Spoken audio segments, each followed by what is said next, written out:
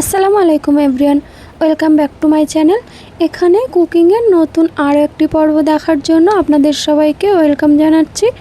আজকের পর্বে আপনাদেরকে দেখাবো খুবই সহজ ঘরোয়া উপকরণে তৈরি এমন একটি চিকেন রেসিপি। আজকের রেসিপিটি হলো মজাদার এবং ঝাল ঝাল চিকেন কারি। চিকেনগুলো সুন্দরভাবে মশলার সঙ্গে ধীরে ধীরে রান্না করে দেখাবো। সুন্দর একটা গ্রেভি ও অসাধারণ স্বাদ। এই চিকেন কারি রান্নাটা খুব বেশি কঠিন নয় বা খুব বেশি উপকরণও প্রয়োজন হয় না, কিন্তু কয়েকটা ছোট্ট টিপস সঠিকভাবে মেনে রান্না করলে সাধারণত চিকেন কারিও হয়ে উঠবে একদম রেস্টুরেন্টের মতো মজাদার। তাই ভিডিওটি একদম শেষ পর্যন্ত দেখবেন। আর আমার রেসিপিগুলো ভালো লাগলে অবশ্যই ভিডিওতে লাইক করবেন, চ্যানেলটি সাবস্ক্রাইব করে পাশে থাকা বেল আইকনটি অবশ্যই অন করে রাখবেন। তাহলে আর দেরি না করে চলুন শুরু করি আজকের সুস্বাদু চিকেন কারি রেসিপিটি। এখানে একটা কড়াইতে পরিমাণ মতো তেল অ্যাড করে দিব। তেলটা খুব ভালোভাবে একটু গরম করে নিতে হবে। এবার কিছু শুকনো মশলা নিয়ে নিয়েছি। এখানে 2টা তেজপাতা, 2টা শুকনো লঙ্কা, 1 চামচ জিরা, 8 থেকে 10টা লং, 8 থেকে 10টা কালো মরিচ, একটু ডালচিনি ও 4টা এলাচ। এগুলিকে দিয়ে খুব সুন্দর করে নাড়াচাড়া করে একটু ফ্রাই করে নিব। এবার অ্যাড করে দিব 4 থেকে 5টা বড় সাইজের পেঁয়াজ কুচি। এগুলিকে খুব ভালোভাবে ফ্রাই করে নিব। জলদি ফ্রাই হওয়ার জন্য আমি এখানে আধা চামচ মতো লবণ অ্যাড করে দিয়েছি। এবার খুব ভালোভাবে একদম গোল্ডেন করে ফ্রাই করে নিব।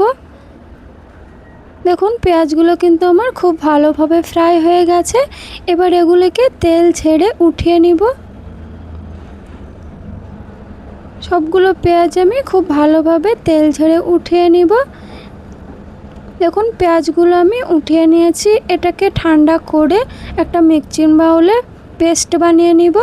ওই তেলের মধ্যে আমি এখানে 4 চামচ পরিমাণ আদা রসুন পেস্ট অ্যাড করে দিয়েছি। দিয়ে খুব ভালোভাবে নাড়াচাড়া করে একটু ফ্রাই করে নিব, যেন আদা রসুন বাটা থেকে কাঁচা গন্ধটা চলে যায়। খুব সুন্দর করে আমি আদা রসুন বাটাটা ফ্রাই করতে থাকবো। 2 মিনিট মতো এটাকে আমি নাড়াচাড়া করে ফ্রাই করে নিব। 2 মিনিট মতো হয়ে গেছে। আদা রসুন বাটাটাও খুব ভালোভাবে ফ্রাই হয়ে গেছে। এবার আমি চিকেনগুলো অ্যাড করে দিব। চিকেনগুলো আমি আগে থেকে পরিষ্কার করে ধুয়ে নিয়েছিলাম। এবার খুব ভালোভাবে এটাকে তেলের মধ্যে ফ্রাই করতে থাকবো। 2 মিনিট মতো খুব ভালোভাবে আমি নাড়াচাড়া করে নিয়েছি। এবার আমি যে পেঁয়াজের পেস্টটা বানিয়ে রেখেছিলাম ওটা অ্যাড করে দিব। দিয়ে খুব ভালোভাবে আমি সবগুলো উপকরণ নাড়াচাড়া করে একটু ফ্রাই করে নিব। চিকেনের মধ্যে খুব ভালোভাবে আমি সবগুলো উপকরণ নাড়াচাড়া করে নিয়েছি। এবার আমি অ্যাড করে দেব দই ও 4 থেকে 5টা কাজু। আমি আগে থেকেই এটা ফেটিয়ে রেখেছিলাম, ওটা অ্যাড করে দিব। দিয়ে এবার খুব ভালোভাবে আমি নাড়াচাড়া করতে থাকবো।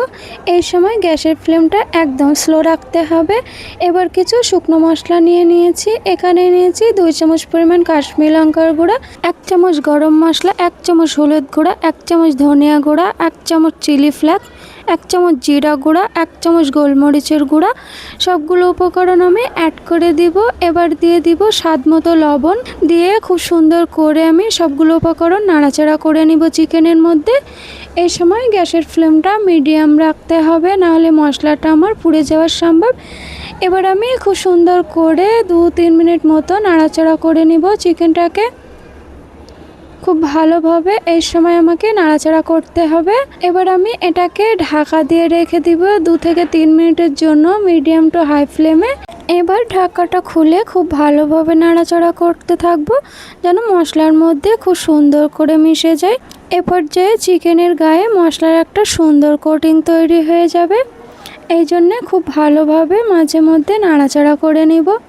মশলার গ্রেভিটা কিন্তু কত সুন্দর ঘন হয়ে এসেছে। মশলার মধ্য থেকে খুব ভালোভাবে তেল ছেড়ে দিয়েছে।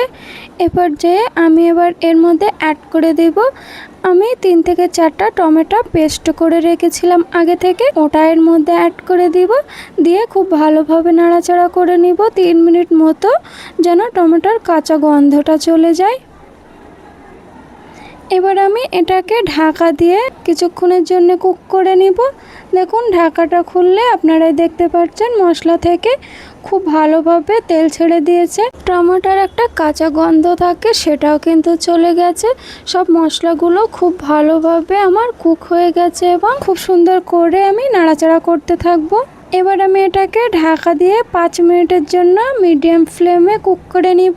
দেখুন 5 মিনিট মতো হয়ে গেছে। এবার খুব ভালোভাবে আরেকটু নাড়াচাড়া করে নিব।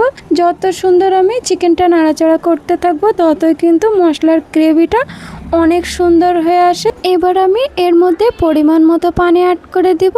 আপনারা চাইলে পানির কোয়ান্টিটিটা কম বেশি করতে পারেন। যারা একটু গ্রেভি পছন্দ করেন তারা একটু পানি কম ব্যবহার করতে পারেন।